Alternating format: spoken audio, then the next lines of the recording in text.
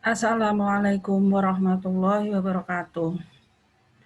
Pertemuan mata kuliah Manajemen Pemasaran 2 yang ke-12 tanggal 2 Januari 2021. Saya materi sore hari ini menyisipkan tentang Undang-Undang Perlindungan Konsumen. Kenapa? Kita harus tahu, kita semua menjadi konsumen. Kita semua menjadi pengguna barang dan jasa. Tapi kita bisa jadi konsumen, tapi tidak bisa menjadi pelaku usaha atau pelaku bisnis. Jadi Anda semua harus mengetahui tentang perlindungan konsumen. Bagaimana isi, bagaimana uraiannya, dan apa yang ada di dalam perlindungan konsumen. Undang-Undang Perlindungan Konsumen dalam belanja online, e-commerce. Saya akan memberikan contoh pertanyaan. Saya pernah belanja barang secara online, tapi barang yang saya terima tidak sama dengan yang saya lihat di foto pada iklan yang dipajang di internet. Pertanyaan saya, apakah itu termasuk pelanggaran hak konsumen? Apakah saya dapat menuntut penjual untuk mengembalikan uang atau mengganti barang yang saya beli tersebut? Pertanyaan ini mungkin bisa menyangkut kalian yang biasa belanja online. Ulasan lengkap pengertian tentang konsumen saya jelaskan. Pengertian konsumen di dalam pasal 1 ayat 2 Undang-Undang Nomor 8 Tahun 1999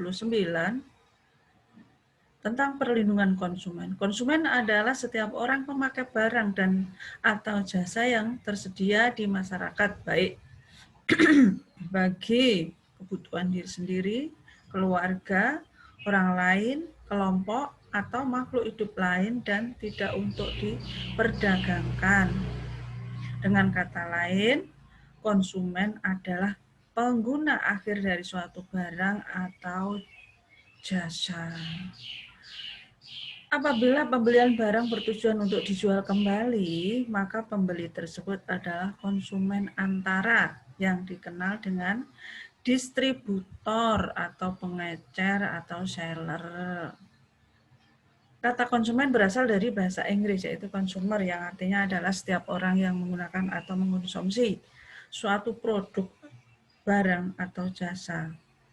Menurut Aziz Nasution, arti konsumen adalah setiap orang yang mendapatkan barang atau jasa yang digunakan untuk tujuan tertentu.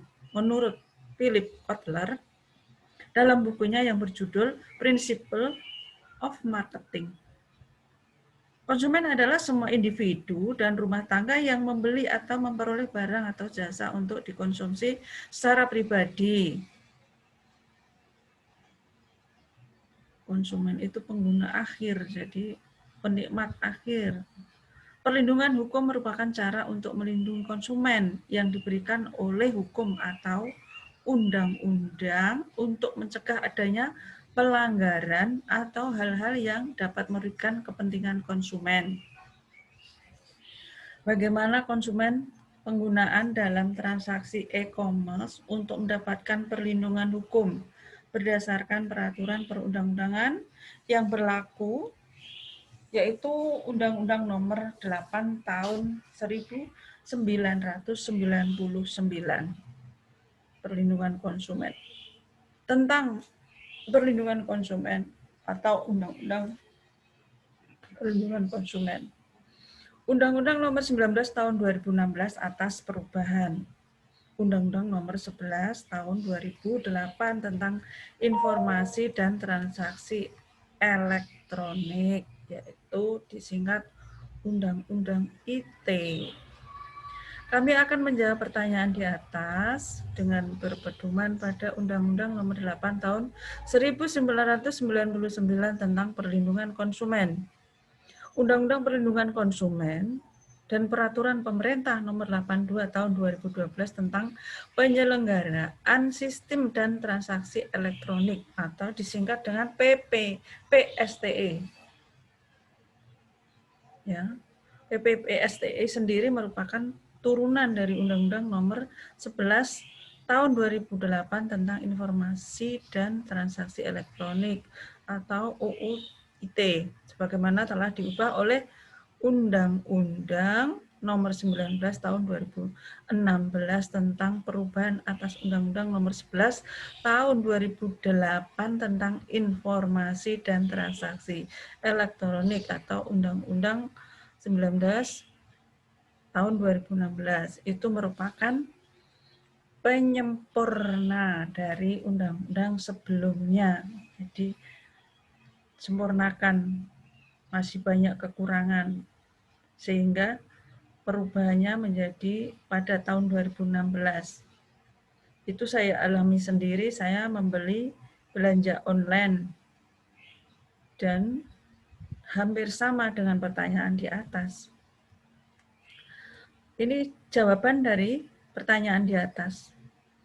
Transaksi jual beli atau belanja online menurut Undang-Undang Perlindungan Konsumen dengan pendekatan Undang-Undang Perlindungan Konsumen, kasus di atas saya sampaikan tersebut dapat kami simpulkan sebagai salah satu pelanggaran terhadap hak konsumen. Apa tuh isi hak-hak konsumen? Itu terdapat pada pasal 4 Undang-Undang Perlindungan Konsumen. Menyebutkan bahwa hak-hak konsumen adalah konsumen satu, hak atas kenyamanan, keamanan, dan keselamatan dalam mengkonsumsi barang dan atau jasa. B. Konsumen punya hak untuk memilih barang dan atau jasa serta mendapatkan barang dan atau jasa tersebut sesuai dengan nilai tukar dan kondisi serta jaminan yang dijanjikan. C. Konsumen mempunyai hak atas informasi yang benar, jelas, jujur mengenai kondisi dan jaminan barang dan atau jasa.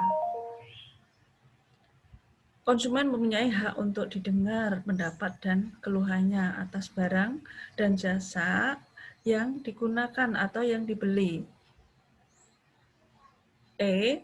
Konsumen mempunyai hak untuk mendapatkan advokasi, perlindungan hukum, dan upaya menyelesaikan sengketa atau menyelesaikan perlindungan konsumen secara patut. F. Konsumen mempunyai hak untuk mendapatkan pembinaan dan pendidikan konsumen. Yang artinya sebelum membeli dia bisa dijelaskan label-label di luar atau form-form yang ada di internet. Ada link pertanyaan atau diskusi. G. Konsumen mempunyai hak untuk diperlakukan atau dilayani secara benar dan jujur serta tidak diskriminatif. Tidak membeda-bedakan antara distributor dengan pengecer. Pelayanannya akan lebih fokus. H. Konsumen mempunyai hak untuk mendapatkan kompensasi, ganti rugi, dan atau penggantian apabila barang dan atau jasa yang diterima tidak sesuai dengan perjanjian atau tidak sebagaimana mestinya. E. Konsumen mempunyai hak-hak yang diatur dalam ketentuan peraturan perundang-undangan lainnya. Di sisi lain, kewajiban bagi pelaku usaha atau pelaku bisnis dalam hal ini adalah penjual online atau pedagang online. Sesuai pasal 7 Undang-Undang Perlindungan Konsumen adalah pelaku bisnis beretikat baik dan melakukan kegiatan usahanya. Memberikan informasi yang benar, itu B. Memberikan keterangan yang jelas dan jujur mengenai kondisi dan jaminan barang dan atau jasa serta memberi penjelasan penggunaan, perbaikan, pemeliharaan. C. Pelaku bisnis memperlakukan atau melayani konsumen secara benar dan jujur, serta tidak diskriminatif. D. Pelaku bisnis menjamin mutu barang dan atau jasa yang diproduksi dan atau diperdagangkan berdasarkan ketentuan standar mutu barang dan atau jasa yang berlaku. Jadi menjaga kualitas. E. Pelaku bisnis memberi kesempatan kepada konsumen untuk menguji dan atau mencoba barang. Jadi sebelum digunakan itu dicek atau diuji dulu. Mencoba barang dan atau jasa tertentu, serta memberi jaminan dan atau garansi atau barang yang dibuat dan atau yang diperdagangkan. Contohnya apa? Mungkin bisa dikategorikan contohnya mobil. Mobil bisa dicoba atau di starter. Tuh. Ya. F, pelaku bisnis memberi kompensasi ganti rugi dan atau penggantian atas kerugian akibat penggunaan, pemakaian, dan pemanfaatan barang dan atau jasa yang diperdagangkan. G. Memberi kompensasi ganti rugi atau penggantian apabila barang dan atau jasa yang diterima atau dimanfaatkan tidak sesuai dengan perjanjian. Terkait dengan persoalan yang Anda tanyakan, atau yang pertanyaan di atas lebih tegas lagi, pasal 8 ayat 1. Huruf F, Undang-Undang Perlindungan Konsumen melarang pelaku usaha atau pelaku bisnis untuk memperdagangkan barang atau jasa yang tidak sesuai dengan janji yang dinyatakan dalam label atau etiket, keterangan, iklan, atau promosi penjualan barang dan atau jasa tersebut. Berdasarkan pasal tersebut, ketidaksesuaian spesifikasi barang yang Anda terima dengan barang tertera dalam iklan, foto, penawaran barang merupakan bentuk pelanggaran atau larangan bagi pelaku usaha dalam memperdagangkan barang, kategori, dan prestasi. Ya. Anda selaku konsumen sesuai pasal 4 huruf H, Undang-Undang Perlindungan Konsumen, berhak mendapatkan kompensasi ganti rugi dan atau penggantian apabila barang dan atau jasa yang diterima tidak sesuai dengan jejaringan atau dengan perjanjian atau tidak sebagaimana mestinya, sedangkan pelaku usaha itu sendiri sesuai pasal 7 huruf G Undang-Undang Perlindungan Konsumen berkewajiban memberi kompensasi ganti rugi dan atau penggantian apabila barang dan atau jasa yang diterima atau dimanfaatkan tidak sesuai dengan perjanjian.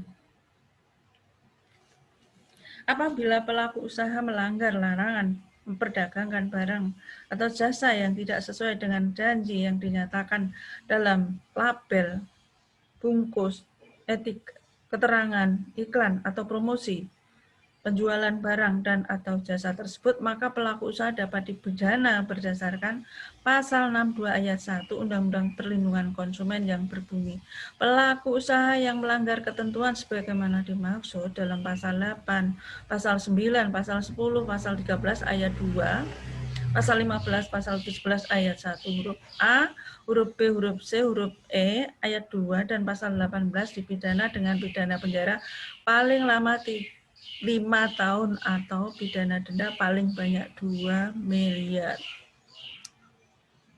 Nah, berat juga kalau betul-betul melalui proses hukum yang benar. Kontrak elektronik dan perlindungan konsumen menurut Undang-Undang IT dan PPSTE, transaksi jual beli Anda meskipun dilakukan secara online berdasarkan Undang-Undang IT dan PSTE tetap diakui sebagai transaksi elektronik yang dapat dipertanggungjawabkan. Persetujuan Anda untuk membeli barang secara online dengan cara melakukan klik persetujuan atas transaksi merupakan bentuk tindakan penerimaan yang menyatakan persetujuan dalam kesepakatan pada transaksi elektronik. Tindakan penerimaan tersebut biasanya didahului pernyataan persetujuan atas syarat dan ketentuan jual beli secara online yang dapat kami katakan juga sebagai salah satu bentuk kontrak elektronik. Di dalam kontrak elektronik itu terdapat form-form yang harus dijawab, form-form yang harus diisi. Jadi apabila sudah sesuai dinyatakan sah. Kontrak elektronik menurut pasal 47 ayat 2 PSTE dianggap sah apabila A. Terdapat kesepakatan para pihak antara penjual atau yang tertera di dalam website tersebut. B. Dilakukan oleh subjek hukum yang cakap atau yang berwenang mewakili sesuai dengan ketentuan peraturan perundang-undangan. C. Terdapat hal tertentu dan objek transaksi tidak boleh bertentangan dengan peraturan perundang-undangan, kesusilaan, dan ketertiban umum. Kontrak elektronik itu sendiri setidaknya harus memuat hal-hal sebagai berikut. Contohnya apa? Harus detail isinya. A. Data identitas para pihak.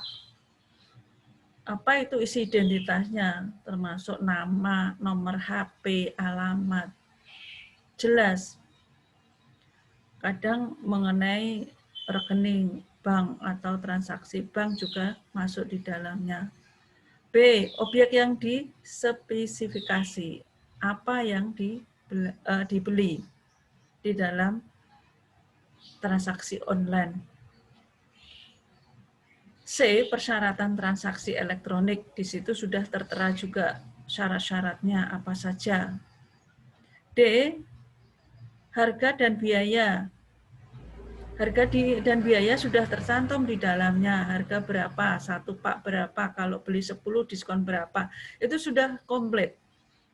Biaya yang dimaksud biaya di sini adalah biaya pengiriman. Jadi harga dan biaya itu biaya lain-lain. Mungkin ada biaya pengiriman, mungkin ada biaya pengangkutan, atau biaya yang lain lagi. E. Prosedur dalam hal terdapat pembatalan oleh para pihak. Prosedur pembatalan juga sudah ditentukan. Biasanya 1 minggu. Terus ada syarat-syarat prosedur pembatalan juga. F. Ketentuan yang memberikan hak kepada pihak yang dirugikan untuk dapat mengembalikan barang dan atau meminta penggantian produk jika terdapat cacat sembunyi. Barang pecah, mungkin barang sobek, atau mungkin barang hancur, itu harus memberikan ganti kerugian. G. Pilihan hukum penyelesaian transaksi elektronik. Melalui mana untuk menyelesaikan sengketa dalam transaksi elektronik. Jadi pilihan hukum pilihannya mana yang harus dipilih apabila terjadi dan prestasi. Dengan demikian pada transaksi elektronik yang Anda lakukan, Anda dapat menggunakan instrumen Undang-Undang ITE dan atau PSTE sebagai dasar hukum dalam menyelesaikan permasalahan yang Anda lakukan di situ.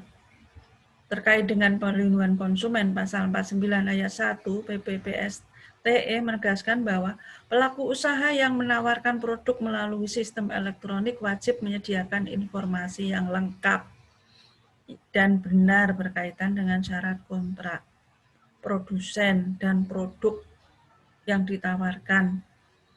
Lebih lanjut ditegaskan lagi bahwa pelaku usaha wajib memberikan kejelasan informasi tentang penawaran kontrak atau iklan. Jika barang yang Anda terima tidak sesuai dengan yang diperjanjikan, pasal 49 ayat 3 PPPST mengatur khusus tentang hal tersebut, yakni pelaku usaha wajib memberikan batas waktu kepada konsumen untuk mengembalikan barang yang dikirim apabila tidak sesuai dengan perjanjian atau terdapat cacat sembunyi. Selain kedua ketentuan tersebut di atas, apabila ternyata barang yang Anda terima tidak sesuai dengan foto pada iklan toko online tersebut sebagai bentuk penawaran, Anda juga dapat menggugat pelaku usaha. Dalam hal ini adalah penjual atau pelaku bisnis secara perdata dengan dalih terjadinya wan prestasi, ingkar janji atas transaksi jual beli yang Anda lakukan dengan penjual. Menurut Prof. R. Subekti SH dalam bukunya tentang hukum perjanjian, wan prestasi adalah kelalaian atau kealpaan yang dapat berupa 4 macam kondisi,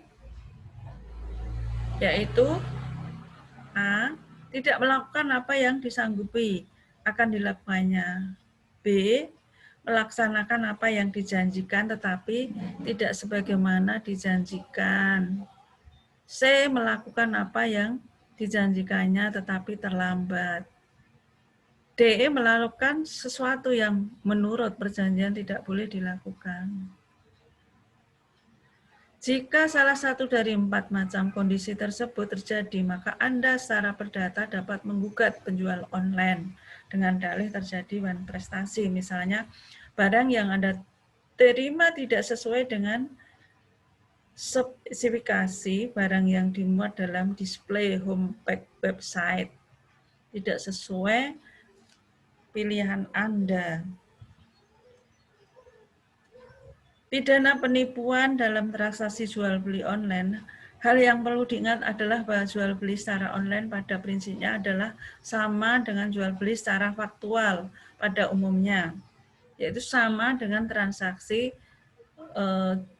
jual beli offline atau tradisional. Hukum perlindungan konsumen terkait transaksi jual beli online sebagaimana kami jelaskan sebelumnya, tidak berbeda dengan hukum yang berlaku dalam transaksi jual beli secara nyata. Sebetulnya, menurut saya pribadi, dalam undang-undang ini masih harus diperbaiki atau diperbarui, karena semakin berkembangnya dunia maya, dunia elektronik, itu harus lebih rinci atau lebih teliti, lebih jelas. Pembedaannya hanya ada penggunaan sarana internet atau sarana telekomunikasi lainnya. Akibatnya adalah dalam transaksi jual beli secara online sulit dilakukan eksekusi ataupun tindakan nyata apabila terjadi sengketa maupun tindak pidana penipuan. Sifat cyber dalam transaksi secara elektronik memungkinkan setiap orang, baik penjual maupun pembeli, menyamarkan atau memalsukan identitas dalam setiap transaksi maupun perjanjian jual beli. Itu tidak benar, karena kalau ada kejadian sengketa akan mempersulit diri sendiri. Jadi kalau mengisi cyber secara elektronik juga harus jujur. Dalam hal pelaku usaha atau penjual ternyata menggunakan identitas palsu atau melakukan tipu muslihat dalam jual beli online tersebut, maka pelaku usaha dapat juga dipidana berdasarkan pasal 378 Kitab Undang-Undang Hukum Pidana KUHP tentang penipuan dan pasal 28 ayat 1 Undang-Undang ITE tentang penyebaran berita bohong dan menyesatkan yang mengakibatkan kerugian konsumen dalam transaksi online atau transaksi elektronik. Bunyi selengkapnya pasal 378 KUHP adalah sebagai berikut. Barang siapa dengan maksud untuk menguntungkan diri sendiri atau orang lain secara melawan hukum dengan memakai nama palsu atau martabat palsu atau identitas palsu dengan tipu muslihat atau rangkaian kebohongan menggerakkan orang lain untuk menyerahkan barang sesuatu padanya atau supaya memberi hutang maupun menghapuskan piutang diancam karena penipuan dengan pidana penjara paling lama 4 tahun. Bunyi selengkapnya pasal 28 ayat 1 Undang-Undang ITE adalah sebagai berikut. Setiap orang dengan sengaja dan tanpa hak menyebarkan berita bohong dan menyesatkan yang mengakibatkan kerugian konsumen dalam transaksi elektronik. Terhadap pelanggaran pasal 28 ayat 1 Undang-Undang ITE ini diancam pidana sebagaimana diatur dalam pasal 45A ayat 1 Undang-Undang nomor 19 tahun 2016, yakni saya bacakan, setiap orang yang dengan sengaja dan tanpa hak menyebarkan berita bohong dan menyesatkan yang mengakibatkan kerugian konsumen dalam transaksi elektronik sebagaimana dimaksud dalam pasal 28 ayat 1 dipidana dengan pidana penjara paling lama 6 tahun dan atau denda paling banyak 1 miliar. Lumayan juga ini. Sebagai referensi mengenai jual beli online, Anda juga dapat baca artikel pasal untuk menjerat pelaku penipuan dalam jual beli online. Makanya dalam transaksi online atau belanja online shop, belanja online harus hati-hati, dicermati, diwaspadai, dibaca dengan lunut, jangan sembarangan tertarik hanya pada gambar langsung order, langsung beli, langsung belanja sekarang. Harus hati-hati. Ya. Catatan tentang transaksi secara online. Berdasarkan pengamatan dan pengalaman kami, prinsip utama transaksi secara online di Indonesia masih lebih mengedepankan aspek kepercayaan atau trust terhadap penjual maupun pembeli. Jadi, mengutamakan atau mengedepankan kepercayaan. Saya percaya dengan toko ini, buka website ini, lari ke sini, ke Shopee atau ke Lazada atau ke Tokopedia atau ke Zalora. Nah, itu lebih tertanam pada kepercayaan. Prinsip keamanan infrastruktur transaksi secara online seperti jaminan atas kebenaran identitas penjual pembeli, jaminan keamanan jalur pembayaran, payment gateway, jaminan keamanan dan keandalan website elektronik commerce belum menjadi perhatian utama bagi penjual maupun pembeli. Biasanya kalau sudah tertarik soal website nomor 2, terlebih pada transaksi berskala kecil sampai medium dengan nilai nominal transaksi yang tidak terlalu besar, misalnya transaksi jual beli melalui jejaring sosial, komunitas online, talk online maupun blog.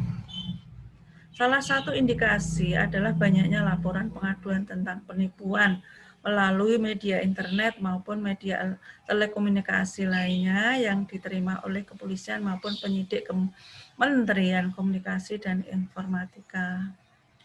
Sudah banyak sekali tentang belanja online yang tertipu, kecewa, tapi mau kemana, harganya tidak seberapa kalau mau melaporkan tentang prestasi dalam belanja online.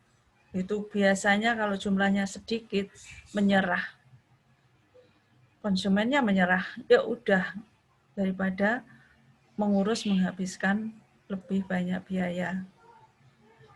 Dengan kondisi demikian, Anda baiknya kita lebih selektif lagi dalam melakukan transaksi secara online dan mengedepankan aspek keamanan transaksi dan kehati-hatian sebagai pertimbangan utama dalam melakukan transaksi jual beli secara online. Itu tadi uraian dan jawaban satu soal yang kami sampaikan. Itu akan membawa makna yang lebih besar buat Anda dan kalian, terutama untuk diri saya sendiri, untuk lebih berhati-hati dalam belanja online. Demikian ya jawaban kami dari soal-soal yang muncul, mungkin tidak hanya saya sendiri atau mungkin banyak orang Bahkan di dalam penulisan saya saja banyak sekali dosen-dosen yang mempertanyakan tentang kejadian tersebut. Dasar hukumnya adalah Kitab Undang-Undang Hukum Pidana, Undang-Undang Nomor 8 Tahun 1999 tentang Perlindungan Konsumen. Juga Undang-Undang Nomor 11 Tahun 2008 tentang Informasi dan Transaksi Elektronik sebagaimana telah dibuat oleh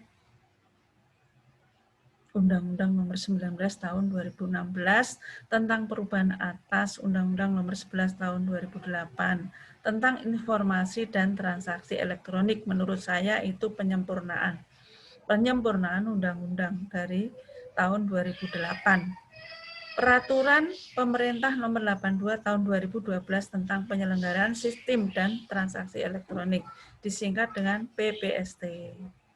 Dasar hukumnya adalah pasal 47 ayat 1 dan penjelasan pasal 47 ayat 1 PPST, pasal 48 ayat 3 PP PSTE, pasal 49 ayat 2 PP PSTE. Kalian bisa membaca klinik yang terkait untuk dibaca tentang perlindungan konsumen. Di dalamnya ada perlindungan hukum di Indonesia atas tindakan cyberquatting. Langkah hukum jika pembeli online shop tak mau bayar. Jerat hukum bagi stalker, penguntit, pasal untuk menjerat pelaku penipuan dalam jual beli online. Apakah team of service bisa membebaskan penyedia layanan? Itu kamu boleh baca-baca sendiri.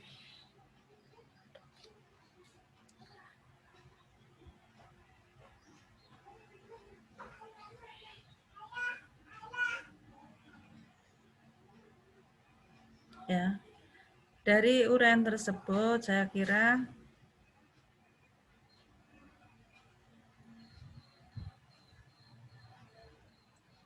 sudah cukup. Dan apabila ada pertanyaan bisa melalui WhatsApp. Contohnya kemana bila terjadi sengketa dalam online shop belanja online, yaitu ke Badan Perlindungan Konsumen Negara, Lembaga Alternatif Penyelesaian Sengketa, bisa ke lembaga arbitrase, bisa ke pengadilan, dan lain-lain. Ini sedikit tugas, hanya satu, saya beri tugas apa kelemahan dalam Undang-Undang Perlindungan Konsumen dan Undang-Undang Transaksi Elektronik.